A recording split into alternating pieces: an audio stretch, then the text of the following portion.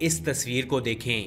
یہ شخص 6 سال کی عمر میں ایران کا ولی عہد بنا اور صرف 22 سال کی عمر میں ایران کا بادشاہ بن گیا۔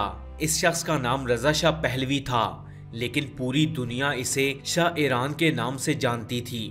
شاہ ایران ایشیا میں امریکہ کا سب سے بہترین دوست تھا اور یورپی یونین شاہ ایران کو امریکن گورنر کہہ کر بلاتی تھی۔ شاہ ایران امریکی وفاداری میں کافی آگے نکل چکا تھا، لیکن یہ اس بات سے بے خبر تھا کہ امریکہ اس کا دوست ہونا تو دور، اس کی دردناک موت کا بندوبست کرے گا۔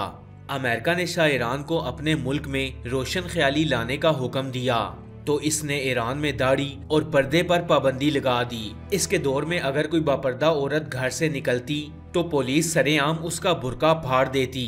شاہ ایران نے تمام گرلز سکولز، کالجز اور یونیورسٹیز میں اسکرٹ کو یونیفارم بنا دیا۔ شراب نوشی، رقص اور زنا فیشن بن گیا۔ شاہ کے دور میں ایران دنیا کا وہ واحد ملک تھا جس میں کالجز اور یونیورسٹیز کے اندر شراب کی دکانیں تھیں۔ یونیورسٹیز میں خواتین کی سودے بازی ہوتی تھی اور اس مکروہ کاروبار کو قانونی حیثیت بھی حاصل تھی۔ شاہ ایران کے زمانے میں 2 آرمی جرنیلوں کے ہم جنس پرست بیٹوں نے آپس میں شادی کر لی اور سرکاری سطح پر نہ صرف ان کی دعوت ولیمہ ہوئی بلکہ شاہ اور اس کی کابینہ نے خصوصی طور پر اس تقریب میں شرکت بھی کی۔ شاہ نے امریکہ کی محبت میں ایران میں موجود 24,000 امریکیوں کو سفارتی حیثیت بھی دی، جس پر ایران کی عوام نے سوال بھی اٹھایا۔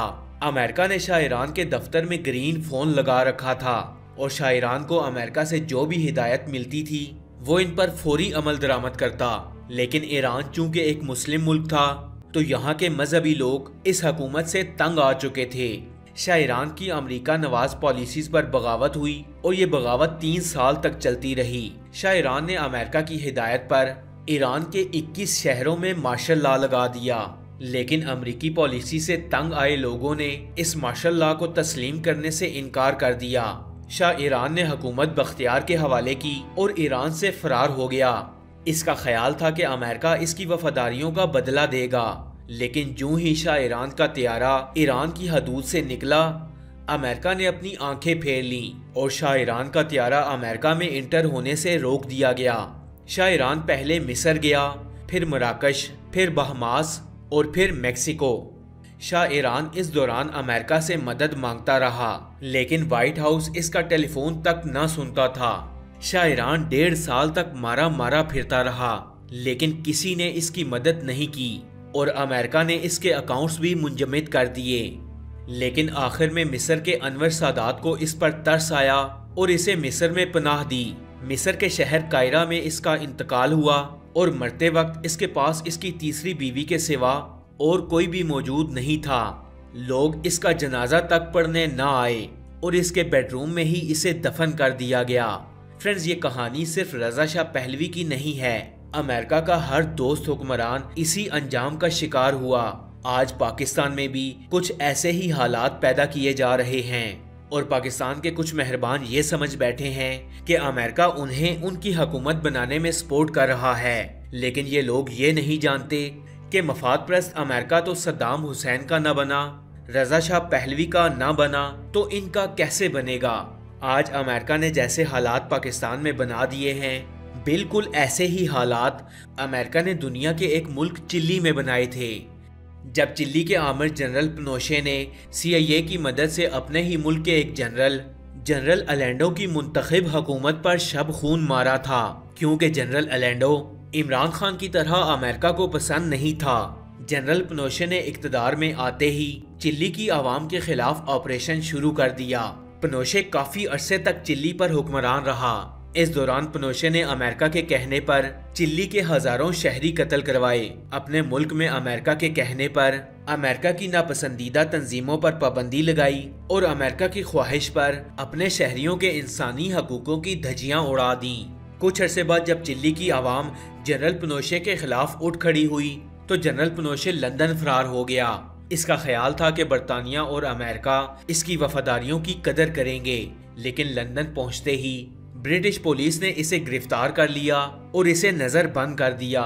جنرل پنوشے نے اس برے سلوک پر امریکہ سے احتجاج کیا، لیکن امریکی حکومت نے اسے جواب تک دینے کی زحمت گوارا نہ کی۔ कुछ अरसे बाद बरतानिया की हुकूमत ने जनरल पिनोशे को चिली के हवाले कर दिया और चिली की हुकूमत ने इसे जेल में बंद कर दिया और इसके खिलाफ मुकदमा चलाया गया। मुकदमे के दौरान इसे हार्ट अटैक हुआ और ये वहीं मर गया। इसकी मौत पर पूरे मुल्क में खुशियां मनाई गईं, जबकि अमेरिका ने इसकी मौत पर ताज़ियत का एक पैगाम तक जारी न किया। फ्रेंड्स, बिल्कुल ऐसी ही एक मिसाल फिलिपीन के फर्नांड मार्कोस की भी है, जो 22 साल तक फिलिपीन में अमेरिकी मफादात की जंग लड़ता रहा। इसने फिलिपीन से कम्युनिस्ट को चुन चुन कर कत्ल कर दिया, लेकिन जब अमेरिका को ये लगा कि ये इनके किसी काम का नहीं, तो अमेरिका ने इसकी हुकूमत गिरा दी। मार्कोस अमेरिका आ गया। अमेरिका ने इसे पनाह तो दी, लेकिन इसे वो इज्जत ना दी जिसका वो हकदार था। इसने अपनी सारी जिंदगी फकीरों की तरह अमेरिकी शहर के एक छोटे से मकान में गुजार दी और इसे एक आम रेफ्यूजी के बराबर अमेरिकी हुकूमत वजीफा देती रही और ये इसी तरह कसमपुर्सी की हालत में मर गया। फ्रेंड्स, सद्दाम हुसैन के नाम से तो पूरी दुनिया वाकिफ है। ईरान में इनकलाब के बाद अमेरिका ने सद्दाम हुसैन को इस्तेमाल करने का फैसला किया। सद्दाम हुसैन ने अमेरिका की बातों में आकर ईरान पर हमला कर दिया। ये जंग 8 साल तक चलती रही और इसमें इराक और ईरान के 10 लाख से भी ज्यादा लोग हलाक हुए। सद्दाम हुसैन 1990 तक अमेरिका का बेहतरीन दोस्त था, लेकिन फिर तेल की लालच में अमेरिका ने इराक पर हमला कर दिया और इस हमले में 70,000 इराकी शहरी शहीद हुए।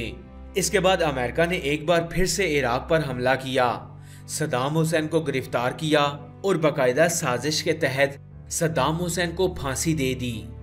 शाह ईरान से लेकर सद्दाम हुसैन तक दुनिया की तारीख अमरीकी मफादात की भेंट चढ़ने वाले हुक्मरानों से भरी पड़ी है और अब पाकिस्तान भी इसके चुंगल में आता दिखाई दे रहा है। अगर आप जानते हो तो अमरीकी खारजा पॉलिसी को डिस्पोजल डिप्लोमेसी कहा जाता है।